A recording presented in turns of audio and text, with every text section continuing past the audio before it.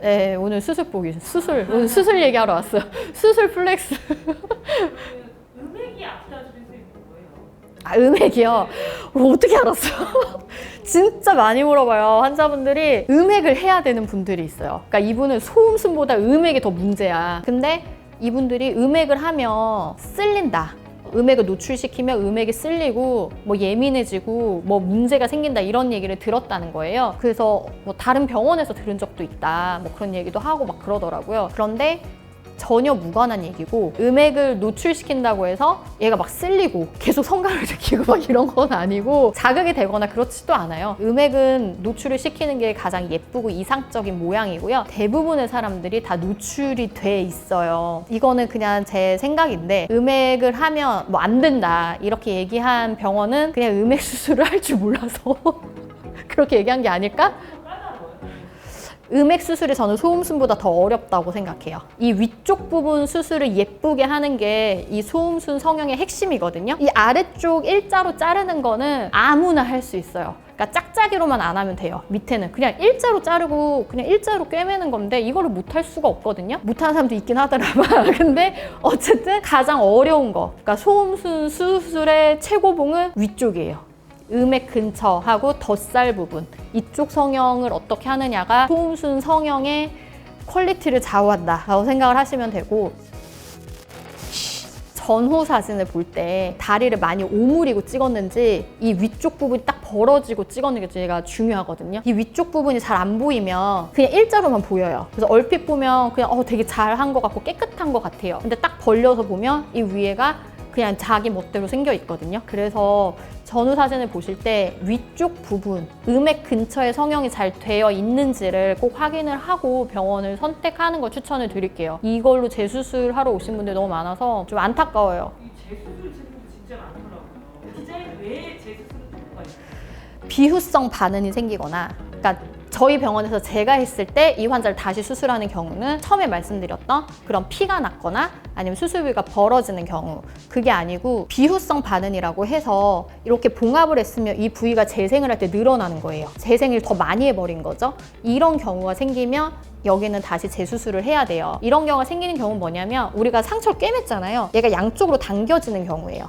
얘가 좀 당겨지면 얘네가 붙이려고 열심히 세포를 더 만들어 버려요. 그래서 늘어나게 되는 게 비후성 반응이고 보통 뭐 켈로이드라고 말을 하기도 하죠. 그래서 요게 생겼을 경우에는 다시 하거나, 또 하나는 저희는 바깥에 본드를 붙여서 봉합을 거의 안 하거든요. 바깥쪽 봉합을.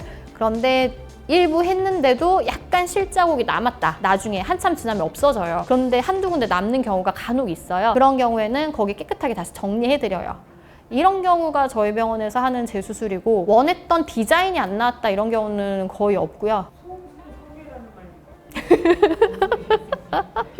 소음순 성괴는 그냥 누가 봐도 수술한 거. 그러니까 우리 약간 옛날에 강남 성형 미인 얼굴 있잖아요. 성형 미인도처럼 이마 이렇고 막 코 이렇게 그것처럼 음액 옆에 소음순이 잘라졌는데 잘린 소음순이랑 위에 덧살이 붙어 있는 경우, 그러니까 여기 덧살도 없어야 되는데 이 덧살이 남겨져 있는 거죠. 그러니까 덧살이랑 같이 자른 거 이렇게 일자로 딱 누가 봐도 수술했구나, 전형적인 소음순 성형 수술이네 라고 딱 보이는, 그게 약간 소음순 성괴라고 저는 생각을 하고 네, 다 없는 사람도 만들어드려요. 소음순 저희는 재건 수술을 많이 하는데 저희 병원은 소음순 잘려가지고, 그러니까 사고로 한쪽 소음순이 없어지신 분들 내지는 그냥 막 완전 달려있는 분들 한쪽이, 뭐 그런 분들 다 다시 만들어드려요. 저희는 재건 많이 해요. 저희는 음액 잘린 분도 재건한 적 있어요. 다른 병원에서 음액이 잘린 거예요. 수술할 때 음액이 잘리고 봉합을 해놓은 거예요. 그래서 그분이 오셔서 저희 병원 오셨었고, 그쪽 병원 선생님도 이제 그 음액을 재건을 하길 원한다 하셔갖고 저희 병원에서 그분 음액을 다시 다 만들어 드렸어요. 음액도 만들어 드리고 소음순 모양도 다시 다 새로 만들어 드렸었거든요.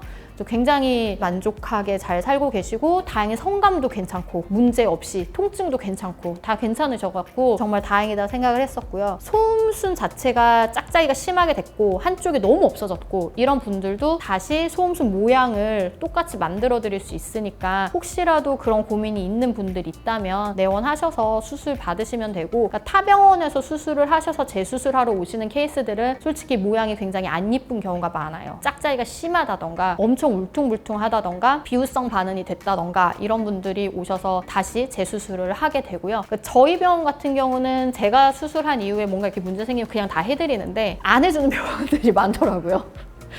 내지는 못 믿겠어요 해서 오시는 분들도 있고, 저는 이런 문제가 있어도 계속 환자분하고 척을 지거나 하지 않고 계속 제가 끌고 가거든요. 근데 약간 뭐 그런 경우도 있고 하더라고요.